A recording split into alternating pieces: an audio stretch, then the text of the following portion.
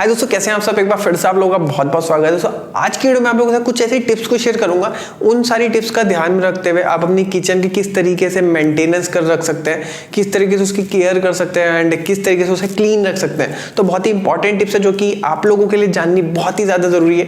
तो चलिए आज की वीडियो शुरू करते हैं। तो सबसे पहले बात करते हैं हिंजेस के बारे में। तो हिंजेस की आप किस तरीके से अपनी किचन में मेंटेनेंस रख सकते हैं। तो देखिए, हिंजेस जो है बेसिकली अगर आप अच्छे ब्रांड के साथ जाते हैं तो बहुत ही लो मेंटेनेंस या बिल्कुल मेंटेनेंस फ्री जो है वो हिंजेस आते हैं। और हर जो हिंज होता है तो particular brand to brand vary करता है। हर ब्रांड की कुछ साइकिल टेस्टिंग उसकी होती है। और जो भी हिंज होते हैं जिसकी जो टेस्टिंग है वो 75,000 से लेकर के 1 लाख तक की उसकी अगर साइकिल टेस्टेड पास है तो वो जो एक अच्छी क्वालिटी का हिंज माना जाता है। और अच्छी क्वालिटी के हिंज को लाना ही जरूरी नहीं होता, उसे ठीक तरीके से इंस्टॉल भी करवाना होता है। क्योंकि अगर आप एक अच्छी क्वालिटी का हिंज ले आए और ठीक तरीके से इंस्टॉल नहीं हुआ है तो भी जो है वो इशू कर सकता है। फिर कुछ जो है वो सॉफ्ट क्लोजेड हिंजेस आते हैं। तो उसमें क्या है कि जब उसे आपको क्लोज करना होता है तो आप उसे जब बंद करते हैं तो बंद करके उसे छोड़ देते हैं, एक पर्टिकुलर अमाउंट के बाद वो खुद ही क्लोज हो जाता है। और उसके ऊपर अगर आप आर्टिफिशियल अगर प्रेशर अगर लगाते हैं तो भी जो उसका अलाइनमेंट जो है वो बिगड़ जाता है और आपका जो हिंज है वो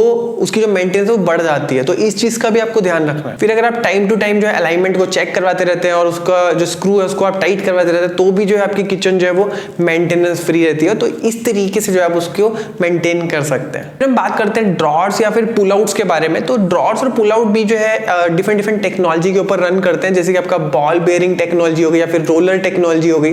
तो वो टेक्नोलॉजी वाइज डिपेंड करता है कि उसकी कितनी मेंटेनेंस है। फिर इसी के साथ साथ ही हर ड्रॉर का ना मतलब पर्टिकुलर एक वेट आता है कि इतने वेट के लिए वो डिजाइंड है। अगर आप उस वेट से ज्यादा वेट उसके ऊपर डालते हैं तो भी जो है आपकी किचन की जो मेंटेनेंस है वो बढ़ जाती है। और हिंजेस की तरह सेम ड्रॉर्स का भी ना एक साइकिल लाइफ होता है कि इतनी साइकिल तक के लिए वो टेस्टेड है। तो वो जो चीज है वो सेम हिंजेस की तरह ही ड्रॉर्स में होती है। फिर आपको अपने ड्रॉर्स को डस्ट से भी जो है वो बचा के रखना पड़ता है। क्योंकि अगर डस्ट जो है उसकी ड्रॉर्स की जो फिटिंग्स उसमें जाके अगर बैठ जाती है, जम जाती है तो भी जो ड्रॉर की जो स्मूथनेस है वो खत्म हो जाती है। और सबसे इंपॉर्टेंट तो यही है कि आपका वेट कितना उस हिसाब से आप देख लीजिए, उतने ही लोड वाले ड्रॉर का आप जो यूज करिए तो वो आपके लिए लॉन्ग टर्म के हिसाब से जो है वो काफी मेंटेनेंस फ्री रहेगा। फिर हम बात करते हैं आपकी किचन के हॉब या फिर कुकटॉप के बारे में। तो अगर उसका मटेरियल अगर स्टील का है तो उसे साफ करना इजी रहता है और कोई दिक्कत नहीं होती। लेकिन उसके साथ साथ जो है उसको आप नॉर्मल कपड़े से करिए। क्योंकि अगर उसमें अगर आप बहुत ज्यादा कंसंट्रेटेड ऐसे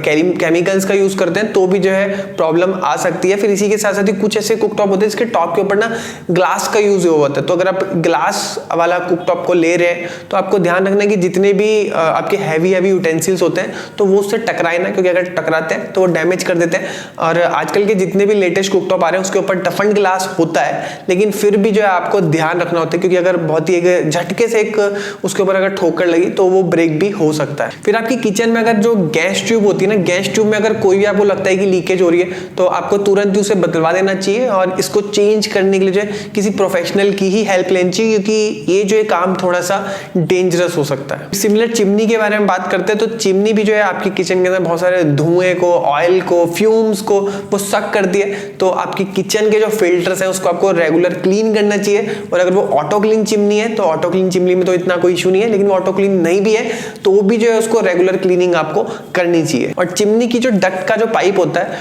उसको आप जितना हो सके कम से कम बैंड उसमें रखने चाहिए। इससे जो चिमनी की जो एफिशिएंसी है वो बरकरार रहती है। और चिमनी के ऊपर जो डिटेल्ड वीडियो मैंने ऑलरेडी एक बना रखी है जिसका लिंक आपको नीचे डिस्क्रिप्शन बॉक्स में मिल जाएगा, आप वहां पर जाकर के उसको चेक कर सकते हैं। फिर हम बात करते हैं सिंक के बारे में। तो सिंक एक ऐसा एरिया जिसको कि आपको रेगुलर क्लीनिंग करनी पड़ती है। क्योंकि बहुत सारा ऐसा झूठा खाना वहां पे छोड़ते हैं जो कि थोड़ा थोड़ा जाके नीचे पाइप में कलेक्ट होता रहता है। तो पाइप में या फिर नीचे कोई भी ड्रेनेज में ब्लॉकेज ना आए तो उसको आपको जो रेगुलर क्लीनिंग रखनी चाहिए उसकी। फिर अगर मैं क्लीनिंग एजेंट्स के बारे में बात करूं तो बहुत सारे क्लीनिंग एजेंट्स आते हैं। तो आपके आर्टिफिशियल भी आते हैं, नेचुरल भी आते हैं।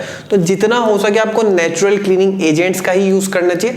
और बहुत सारे इंडस्ट्रियल ग्रेड के भी जो है क्लीनिंग एजेंट्स आते हैं जिसको आपको अवॉइड करना चाहिए। बहुत ज्यादा जो है वो हार्ड रहते हैं। तो अगर आप उसे अपने घर वाली किचन के लिए यूज करते हैं तो ये प्रॉब्लम क्रिएट कर सकता है। फिर आपकी किचन में अगर मटेरियल यूज हो रखा है जैसे कि बहुत ज्यादा हाई ग्लॉस मटेरियल यूज हो रखा है या फिर डेड मैट फिनिश यूज हो रखा है, तो ऐसे टाइप के जो फिनिश अगर आपके किचन में यूज हो रखे हैं तो उसके लिए जितने भी हार्श केमिकल्स होते हैं उसको यूज करने से आपको जो है अवॉइड रखना चाहिए। जैसे कि आपके स्कोरिंग पाउडर हो गए, आपके स्टील वूल हो गए, तो ये ऐसे मटेरियल्स हैं जो कि आपके जो सरफेस को काफी ज्यादा डैमेज कर देते हैं। फिर आपके जो ग्लास क्लीनर्स होते हैं ना, उसको आपको सरफेस को क्लीन करने के लिए भी जो यूज नहीं करना चाहिए। फिर आपकी किचन में जब आप क्लीनिंग करते हैं तो क्लीनिंग करने के लिए आपको जो सॉफ्ट कपड़े होते हैं या फिर सॉफ्ट लेदर होता है या फिर स्पॉन्ज हो गया, उनका यूज करना चाहिए। जो जितने भी माइक्रोफाइबर जो बने हुए जो कपड़े होते हैं या फिर बने हुए जो भी चीजें होती है, उससे जो है आपको अपनी किचन में जो क्लीनिंग का काम है